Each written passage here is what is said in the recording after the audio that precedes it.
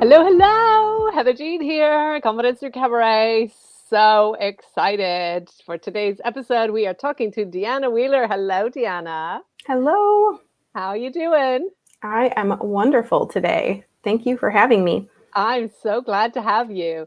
So, let me just tell you a little bit about what I know about Deanna, and then we'll get into today's episode, which I'm so excited for. So, if you've been listening for a while, you'll already know that a Confidence Through Cabaret podcast is all about uplifting and supporting your confidence in your personal life, your work life, and your stage life. And we love when we find people that just really align with that message, and Deanna is one of those people.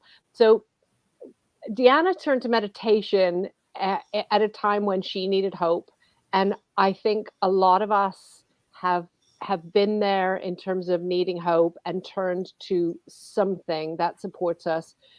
I think especially because we're recording this in December, we're heading into holidays, and for a lot of us, that's a tricky time to navigate unless we do it well, and that's where Deanna's going to help us out. So Deanna, managed the weight of grief, of feeling heavier than she'd ever felt before, and she found herself in a really high state of stress, and her body was in fight or flight mode. And oh my goodness, when I read that, my heart sang because I so relate to being in fight or flight mode and not even knowing it.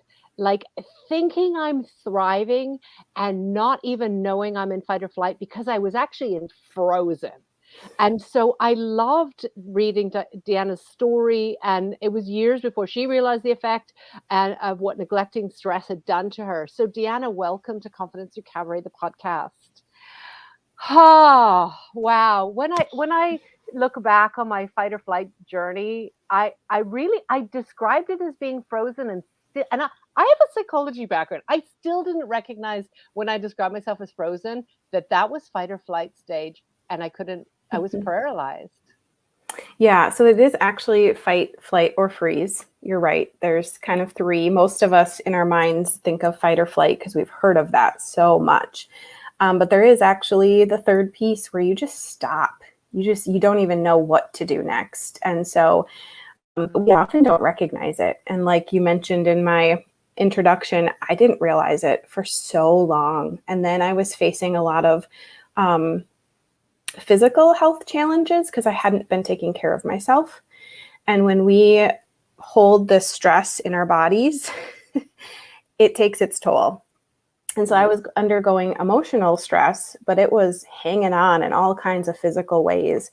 And if I had kept doing that and not realized that I needed to make a change, who knows what life would look like for me today, because it could have been some major health challenges.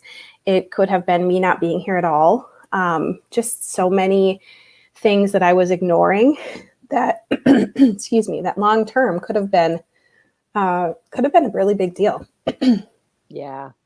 Yeah, and I think for a lot of us, we can, you can do the fake it till you make it. You can live in denial for a certain amount of time.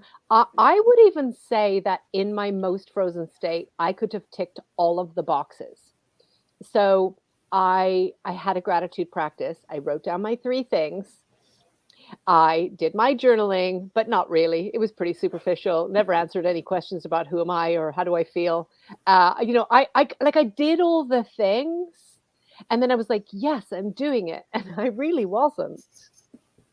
Yeah, there's a piece where we have to go deeper. We have to go within us instead of just this outward thing of like, look at what I'm doing. Like, is it coming in and we're connecting and resonating with it internally and really making those shifts in our mindset and our well-being and, like I said, taking care of ourselves. Yeah, doing it superficially just because that's what somebody's saying you should do really doesn't serve any purpose. No, no, absolutely, absolutely. And so meditation is your jam, right? Yes. How did you find meditation? Like, how did you get to meditation? Just going through all of the different things that were an option to me at the time. And obviously, because I was dealing with grief, I was dealing with emotional trauma and stress, which had reflected in some physical things like my primary care, medical doctors and things. And those are all really important and must-haves in a lot of situations. But I needed something I could do when I was all by myself, because you can't reach out to those people all the time. And you find yourself in this stressed state. And what can I do on my own where I need nothing but me? Right? Like that's where it all clicked, was like, this is a tool I can use and I don't need anything else but myself. And it worked. So Wow. that it just really was the kind of the catalyst to where I am today. So Beautiful. Okay, so here's how I can tell when I'm not okay. I stop meditating because in that silence, there's too much truth and there's too much that comes out. And so when I'm at my lowest, I like that self chatter because that shuts it all off. yes. So for a lot of people, meditation can be hard because it leaves space. It leaves space for us to actually like hear and listen to some of the things that are going on in our minds and really address how we feel or how certain thoughts make us feel. Something comes up and we start to feel angry, or something comes up and we start to feel happy. And that's where meditation can be so helpful. You can start to recognize the things that make you feel good and the things that sort of drag you down. And for me, because I was going through such an array, plethora, however you want to call it, of feelings because of this grief, anger, frustration, sadness, just you name it, and they were all there. And dealing with that all at once was like, oh, like this is a lot. So to slow it down and to kind of back up the train, so to speak, and think about one thing at a time. So I woke up today and today I'm angry. Why am I angry? And I could think about just that. Today I'm sad. Why am I sad? What are the things that are coming along with that? Was there something that happened? Was there something that triggered that feeling? And so it really can be a great tool to kind of take all this internal chatter in our brains and just slow down and think about one piece at a time. And then it doesn't feel as overwhelming as trying to do it all at once. Beautiful. Beautiful. And I think for a lot of us, we certainly for me, the idea of slowing down was terrifying because I didn't know what was going to come out. And the truth is, it has to come out, doesn't it? So if you slow down and let it one at a time, it doesn't all come rushing out. Yes, because if we don't let it, if we don't leave that space, as you said, it will come out. And generally speaking, it will come out in a way that's pretty, can be pretty tough, can be pretty overwhelming. We will start lashing out because we have these things all in us, and it's going to release at some point. So either we can let it build and we can start taking it out on everybody in our lives and, developing bad habits around our own care, all of those things. Or we could do a little bit and a little bit and a little bit so that it's not so overwhelming. Part of the reason that we have these knee-jerk reactions is because we're just holding on to all that stress. And then one thing, we all know it, I'm sure everybody knows it, one thing just snaps and then everything comes out and we just are like, and that's not the response we intended to have happen, but it's what the body is like. It needs to get rid of this stress. So Absolutely. That's a really great point. It's going to come out one way or another. I mean, I did a good job of fighting it for quite a long time, but it does always come out, and that was the gift of COVID for me, was that it all had to come out. And I was in lockdown. I never would have, wished for the isolation, but now that I've had it, that's when it started to come out. So another time that we find that things come out either for ourselves or even for family is around the holidays at the end of the year, where, even if you're feeling great, if others aren't, something can trigger and off we go. So you're going to share with us some tips around managing the holidays mindfully, which I'm Yes. so ready for. Perfect. So this can be a stressful time, and particularly this year, because last year things looked a lot different for us, for most of us, in our celebrations and gatherings and things. It just wasn't the same. And so now we're kind of moving back into some of that. And so we have more expectations, more demands, more things that are just like, we get so overwhelmed by it.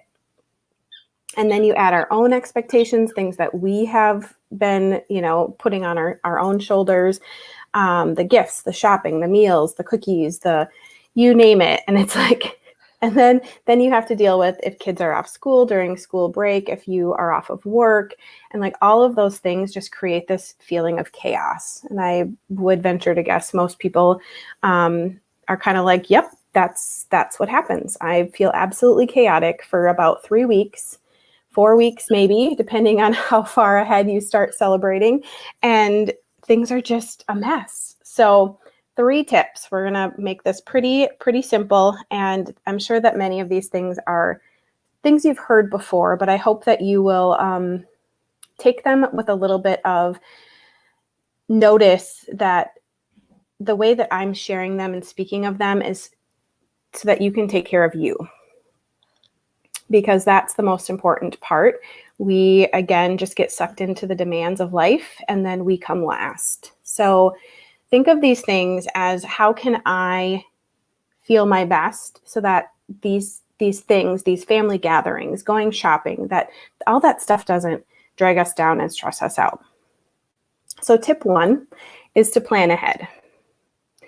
We can't plan for everything. Like, that's impossible. Stuff changes, things happen. But if we do what we can to plan ahead, we're less likely to get stressed out. So think about being proactive instead of reactive. If we try to put some things before that we know might be coming, instead of reacting to that, give yourself time to think about what's coming up. Make those lists. What are the expectations you have for meals, for shopping, for gifts?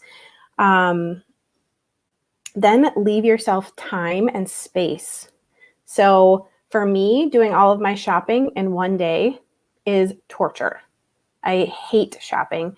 And so to go to 5 or 6 stores is dreadful. So if I can make time to go to one place this week and one place next week, then you kind of give yourself that space and you spread out that overwhelming situation. Obviously, there's advantages to doing it all at once because you're just kind of done. But if you're like me, where it just gets to be too much, then slow it down. Take some time to do it. You'll feel less stressed not rushing through things. That's kind of the big point. So my example of this is, and I'm sure, again, this has happened to all of us, the last minute we forgot something at the grocery store. We're making stuff and we're like, oh, I'm out of whatever it is. And so you go to the store, you're crossing your fingers, hoping they're not out of it, hoping you don't have to go to 4 stores to find it, right? And then you get there and you're among dozens or, 20, 30 other people who are all there feeling the same way because they forgot something. And so what happens is we get more anxious and more stressed out because now we're in this grocery store with 20 other people who are all anxious and stressed out. So we kind of just feed off of each other's energy. People are on edge. They're short-tempered. They're impatient. It just becomes this thing where everybody's crabby. So if we can leave that space to try to plan ahead, feel calm and collected in those situations, we'll minimize the risk of becoming one of those people who is taking out all of their frustration on the whole world. So tip 1, plan ahead as much as you can. Like, things are going to change, stuff is going to happen. But if you try to give yourself as much advance warning on what's coming, then you'll just make it that much easier on yourself. I love that. I love that. Hopefully that's helpful, because we can wait till the last minute and then our body is like in panic mode. Yeah, absolutely. And I think, when we fill our day, because we left it all till the last minute, and then we fill our day and we have 8 hours worth of stuff to do in 8 hours, if anything goes wrong, you've got no proactivity left at all, right? Mm-hmm. Yeah, you run out of time. I mean, it just becomes this point where there's 0 time left to do it. And so that increases your frustration, because now you're mad at yourself that you didn't do it before, so it just compounds. You just have this whole effect of this stress just building. So beautiful. Very good point. It's a really good tip, because I know that there are things that I need to send to other countries, and I know that I haven't done those yet. And it's now whatever day into the first week of December. And there's going to be this whole stress, and then there's going to be a panic, and then there's going to be, it's going to be a big drama. And it doesn't need to be, because if I planned ahead, I would be able to see that I need that lead time and so on. And you're right. It is common sense. And we know, we know how to plan. But I haven't ever really thought about that in a way that it's for me. That's so important. Oh, I love this. This is fun. Yeah, it becomes a way that you're taking care of your mind and your body, because now we're doing this in a way that this is what's going to induce the least amount of stress, right? Yeah. Like, we're trying to take that down, because stress is going to happen. It's a part of life. We cannot eliminate it. But if we can pull it back a little and have some quote unquote control over certain parts, it won't build to that point where we're going to blow up or lose our cool. Yeah, beautiful. And I think, I did this when my children were young, where I would want to do all these different things. I'd want to bake with them, and I'd want to play games with them, and I'd want to do all these things. And then I'd try and cram that all in, because I hadn't left enough time, or I had too many things on my list. So that lets you also prioritize, I guess. Mm-hmm. Yeah, you can see, like, what do I need to be doing right now? What are some things that could wait a little bit? We want to play these games and do these things, but maybe that's something that happens after Christmas, because we're going to be baking cookies before Christmas, or, whatever your holiday event is. So you can kind of plug things into different areas. These packages have to get into the mail now, so that needs to come first before you start baking cookies and playing games. And, so you can just give yourself that space to see that this is when this needs to happen. And so that needs to come first. Definitely. Beautiful. Okay. Tip 2. I'm ready. I've got my pen. Tip 2 is to keep healthy habits. So whatever healthy habits you have right now, try to continue them throughout the holidays. The holidays often mean we have days off work, kids are off of school, our routine is all over the place, or there isn't one at all, right? And this can be a fun time to enjoy our family and make special memories, but it can also mean that we create a lot of stress for ourselves, because we're throwing the routines out the window. Our brain likes routine. It likes knowing what's next. And so when we just throw everything out, that's what makes it so hard to come back later and work back into that. And anybody who's had an experience with, exercising or movement, you're good for 2 or 3 weeks, and then something happens, 3 or 4 days goes by, and then that 5th day you're like, I don't want to, because the brain doesn't take long. It's like, oh, well, we're not doing that anymore. It's such a powerful thing. But we can help it. Remember that these are things that help our body and help our mind. And so it's okay to go a little bit slower, or maybe, leave some space, but try not to let go of everything over the holiday season. So if you're usually somebody who does movement for 30 or 40 minutes a day, maybe do 20, because then you're still triggering that activity in the brain to know this is what we do. So then when you come back and try to go a longer period of time, it's less difficult. The brain likes to put roadblocks up. And so if we can eliminate those, our stress will go down. If you went for a walk on your lunch break at work, maybe you still go for a walk on lunch break when you're at home with the kids. Like, you don't have to get rid of all the things just because your day isn't the same. So some things to think about for healthy habits: moving your body, drinking water. So if you are getting your water in now, keep doing that. Eating nourishing foods. We don't have to restrict ourselves from all of those holiday foods and those things that we enjoy, but make sure we're getting the things that help our body feel good too. So if you know that eating these things helps you feel good, then try to keep doing that. Even if you're going to have apple pie or whatever, like, just try to keep those things in the routine. Getting good sleep. When we're doing holiday things, we're out and about, we're traveling, we maybe are staying with family somewhere, things are all off kilter, still try to get good sleep. It's hard to not stay up so late and enjoy each other's company and all the things, but if you can, make sure that you're still getting that good rest. Anything that you can keep in place while you're enjoying this downtime out of your normal day-to-day routine will help going back to work, to school, whatever it is after the holidays, that much easier. So keep those, if you have those healthy habits already, try to keep them in place as much as possible. Beautiful. And I think, I always had trouble getting my children to go back to school, as in get up early in the morning and get back into the morning routine, because they were used to sleeping in or doing what they wanted.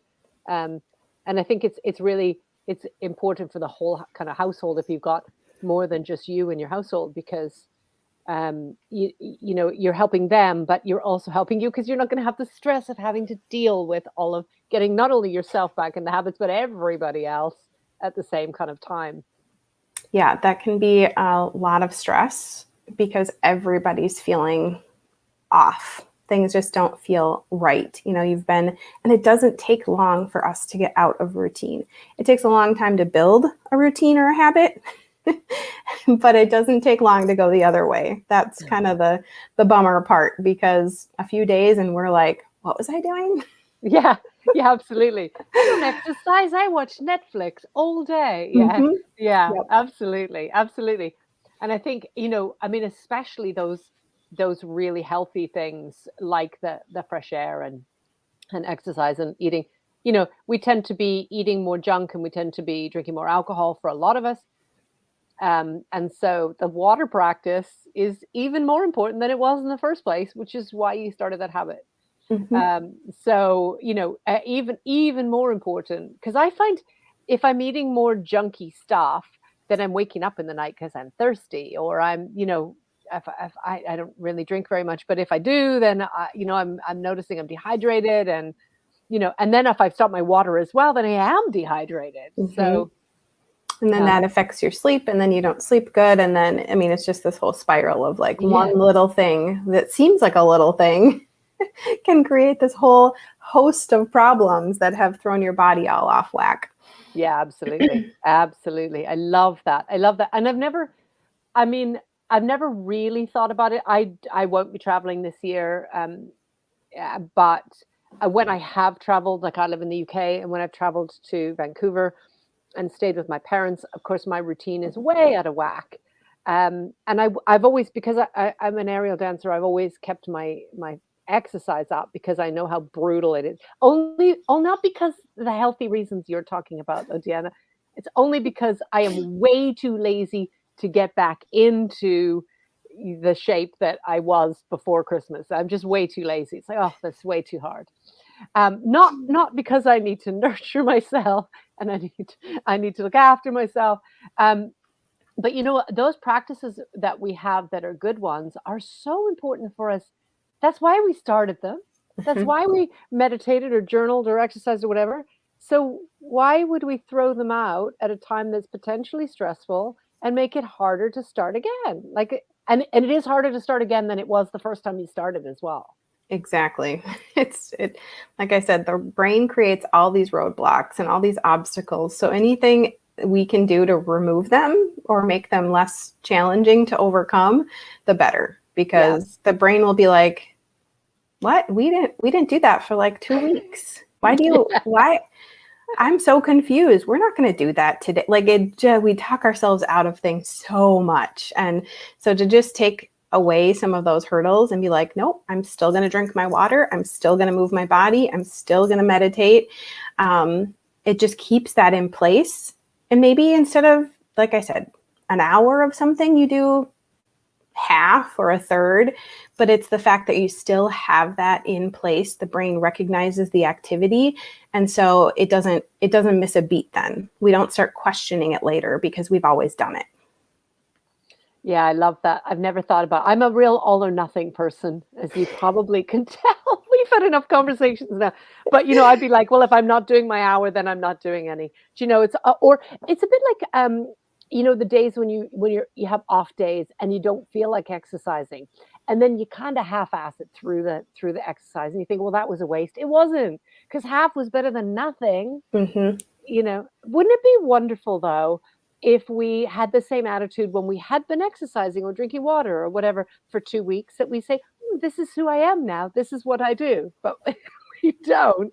And yet to undo it all, we can do that really quickly. Yes, it happens fast. It does not take long. And yeah, it is some things better than nothing, because as long as we're doing the action, whether it's writing, whether it's meditating, whether it's moving, as long as we're doing that action, it doesn't matter to what capacity, because a little bit is better than nothing. And again, it's all about that reactivity, that action in the brain that recognizes, oh, I'm drinking my water. This is what I do every day. Like, when we take that away, it's so hard to come back. It really, really is. It is, for sure. And you have one more tip for us as well. I have one more tip. And of course, this one is my favorite: to take a breather.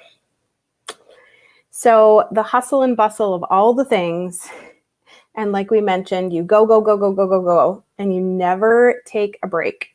Never have downtime. It's time you get up, time to bed. You're just this, that, all the things, right? We pack our days. There's no white space. It's from here to here to here to here. That can make us feel really anxious. It can make us feel really overwhelmed, because we have all these expectations. Like this, we look at our day, we look at our calendar, and we have all these expectations. And so to not get sucked into that, to leave some space for you to just maybe go outside for a minute, maybe walk around the lawn if you aren't going to go out for 20 minutes. Just go outside for a breath of fresh air. Do some meditation. Journal for 5 minutes. Just leaving space to kind of empty all this stuff out, because we have a lot of demands on us. We have a lot of expectations on us from others and ourselves. And so when this starts just piling onto our shoulders, we feel like we can't breathe. All the things everybody else wants us to be doing. If you don't like baking cookies and somebody asks you to bring cookies, take a breather. Think about, do I really want to make cookies? Is that something I have the energy and the time for? No, I'm sorry. Like, we can say no. We don't. Maybe you could pick up something from a store. You don't have to bake it homemade. Like, think of ways to just simplify some of these expectations on us, and be mindful of what makes you feel good and the things that might be draining or stressful. So again, for me, asking me to show up for like 5 holiday parties is stressful. I don't want to do that. I want to go to the holiday gatherings that mean the most to me, and that I'm going to have the best connections with the people who are there. So should I sign up and go to 5 holiday parties? No, because I'm just going to get stressed out. Obviously, there's expectations. Again, if it's something for work, if it's a family obligation, sometimes it's hard to say no or it's hard to get out of it. So being proactive, again, by planning and using our healthy habits and making sure we have space to take this time, take some deep breaths, write out our thoughts, will help us. If we have to go to these things, it'll help us feel less stressed out because we've given ourselves the analogy of filling our own cup first, right? If we're feeling better about where we are when we have to show up for things, it'll feel less stressful because we've given to ourselves first. So schedule in time for breaks. Again, when you're doing tip number 1 and doing all of your planning, put intentional time for breaks. If it's quiet time with your kids, like they're home from school, things feel wild, everybody's going to take 15 minutes right now, and we're all going to be quiet as you can. Maybe that means putting on a show or reading a book or doing something where you're just calm. If your weather's good, take a walk. If you read a book, take a bath. Anything that lets you relax and release all of those expectations. Give yourself space away from all the noise. We have all the holiday noise coming at us already, and we probably have for a couple of weeks. I try not to pay attention. And that just makes us feel so stressed out because we see all these people who already have this done and already have this done, and all the commercials of like people are out doing all their shopping, and it just gets so overwhelming. So make that time to clear your mind and refresh. And just, again, if it's a minute of taking deep breaths, something's better than nothing. If you're at a gathering and you start to feel like things are feeling stressful, go outside or just go to another room if you can and just take a few deep breaths. And that signals the body to just calm down. It tells your body you're okay. The brain is saying, we're safe, we're fine. We don't need to have that fight or flight response. We're okay. And so any time that you need to just walk away for a second. If you need to take your phone and put a little note in your memo to just get something off your mind, put it there. Like, get it out, because the more we hold on to, the more stressed we're going to be. So take a breather. And of course, meditation is my recommendation for that. But if you don't have access to that, just finding a little quiet space and being connected to your body and just calming down makes a huge, huge difference in the long run. So take a breather, make time for it. Don't let everything carry you away and you get to going to bed and you're exhausted because you took no time to give yourself a little bit of love. Beautiful. And you get to enjoy things more when you've had that breather, because you have a different perspective, right? You can see the good things, you can feel into the joy, you can do all of those things. If you're stressed and you because you didn't get a break and it's all mounting up, then you miss all the good stuff too. You miss the good stuff for sure. And you can become resentful because you're thinking, oh, well, I did all this and this person did nothing. And then you have more stress and more anger and frustration because you're thinking about, how this person didn't have to do all the things you did. And they probably did. We just don't see it, right? So to slow down, really slowing down, like we talked about in the very beginning of this chat with meditation, can help us see so much that we miss every day. We miss it because we're just thinking about the next thing, the next thing, the next thing. So all that passes us by. I love this. I love this. Okay. You were right when you said, like, you've probably heard these things. They seem like common sense, but it's important to remember that this is about self-care. And this is about, you really enjoying the holidays so that you could be joyful and others can enjoy the holidays. Because I have been the person that ruined the holidays Not always, but sometimes. I think most Because of my us probably stress. have been there. Mm-hmm. Yeah, yeah. So, if I did those things for me, it benefits other people as well. But also, if you've got children, especially, then you're showing them the way to be healthy by being healthy, not by telling them to eat their vegetables or drink their water, but by demonstrating that is such an important gift for them. Even if you don't see that for a long time, Mm-hmm. it will come back to bite you. And I talk quite often about how my children have no practice of self-care. Like none of them do. And they're all adults now because they never saw it. I never demonstrated it. And it's that, you get to demonstrate it. It has so many benefits, not only for you in the moment, not only for others in the moment, but in the long run as well. So lots of value for that.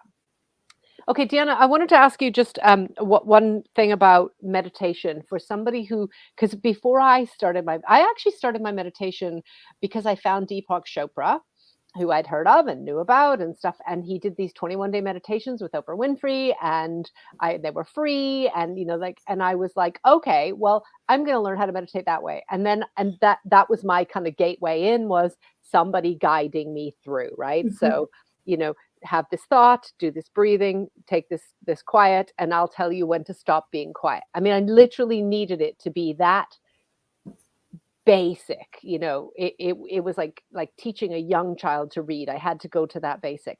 How would you suggest that somebody find a way into meditation? Guided is really, really helpful because Okay. when we do sit with ourselves and it's just silence, we talk ourselves out of it, right? We think there's 800 other things we could be doing that are better than this, because literally I'm just sitting here. And I'll be honest, that was probably my first 6 months of trying to do meditation, was like, oh, I'm seriously just sitting here and I have all these things to do. What a waste of time. Because again, the brain doesn't like new things. And so it's trying to talk me out of doing this. So guided is great. There's lots of free options out there. Insight Timer is a great app. There's Calm and Headspace, and there's tons of apps out there now for finding meditation where you can just plug in, turn it on, and go. And meditation on any topic, really. If I'm feeling like my confidence isn't maybe the best, I can find a meditation that has some affirmations, and that will help me, work through whatever feeling I'm having. If I'm feeling overwhelmed or anxious, like you can just type in those words and tons of options come up. YouTube has many, many options for free things as well. I do have some published free options too, so you can reach out to me and I can share those with you if you'd like. But having somebody say, take a few deep breaths, think about this, giving you those prompts, so to speak, can be really helpful because we feel like we're actually doing something then, like we're being told what to do. And that, of course, is easier for the brain. And really just do it. 5 minutes, find one that's, if you have 5 minutes, just use that time and try it and be consistent. We, again, don't have to put an hour of meditation into our day. Find 5 minutes and do it every day for a week, and then 2 weeks. And what happens usually is you find that you miss it when you don't do it, because now it's habit, it's routine. Our brain is seeing the benefits. And so once we take it away or we miss it, oh, I didn't do meditation yesterday. No wonder I felt, you notice a change in how you're feeling overall. So guided is great. Little bits. If you've never done meditation, don't try to sit down for 20 minutes because your brain will say, nope, we're not doing this. And then you'll give up and walk away. So little bits and having that support of having somebody kind of walk you through what to do. Beautiful. Beautiful. Thank you for sharing that. For those of you who are watching the podcast on YouTube or IGTV, heal.me/Deanna Wheeler. and I'm going to spell it for you in a second. And Deanna, you offer a free consultation, right? So contact you on Heal Me. Yes. So there's a spot in there to just book a free call with me, and I just will support you and ask you where you're at, what challenges do you have, and give you some options to try to push through and overcome them, some action steps. And I always follow up with some meditations and give you some things after the call to just give you that encouragement, because it can be hard to feel like you're doing it alone. Anytime we make a change, we make a shift in our routine or our habits, if we're doing it alone, it feels kind of overwhelming. Yeah, I mean, for me, it was like, am I doing this right? I don't really get this. And that's why I needed somebody literally to tell me exactly what to do. But I think if you have somebody that you can talk it over with about what you're trying to achieve, then you can, kind of start off on the right path. So just if you're listening to this on podcast audio, Heal Me, HEAL.me, Heal Me. And then / Deanna Wheeler, that's DEANNA. Wheeler is WHEELER. And then Deanna will get back to you, because I love this platform, because you get a message and an email to say that somebody's contacted you. So reach out for a free consultation. Okay, so Deanna, this is a part of the podcast where I ask you a question that I know you have had time to think about, which is pretty rare. If you were performing cabaret, what would you perform? Singing, dancing, burlesque, drag, aerial? I do not see myself doing any of those things, because I do not have any kind of rhythm or any kind of musical talent whatsoever. So you'd probably have to put me into some comedy, I think, because that's the only thing I could maybe pull off. Yeah. See, I love that, because for me, well, first of all, comedy, was the last thing I would do, because it would feel like too much pressure. So I think you're very brave. And secondly, I just want to say for the record that having no rhythm is no excuse for not dancing. I have no rhythm, and I do not remember choreography. I am not even joking, and I get paid to dance. Just saying. Well, that's an inspiration to everyone. Okay. All right. So you can do some comedy. And what one prop do you want on the stage with you? Oh, goodness. Besides a microphone, obviously. Besides a microphone, a prop. Do you want a prop? Oh, man, that's a good question. A prop. I don't know. Like, so some people have had like a pen, because because they're used to working, and that's what feels comfortable to have, and that's their comfort zone. It's like this, and it's really cool, because when I run presentation skills in businesses, a lot of people will use the pen like almost like a barrier, like I have space from you, like this pen is going to protect me if the audience gets ugly, it's like. But it is a real thing, and people will use it to kind of move around. Some people will take their coffee mug on stage, or a glass of water. In fact, you'll usually see comedians having some sort of a water or something, right, to give them time to pause or whatever it is. A lot of times in cabaret, you'll see things like a chair, or a fan, or a hat, or...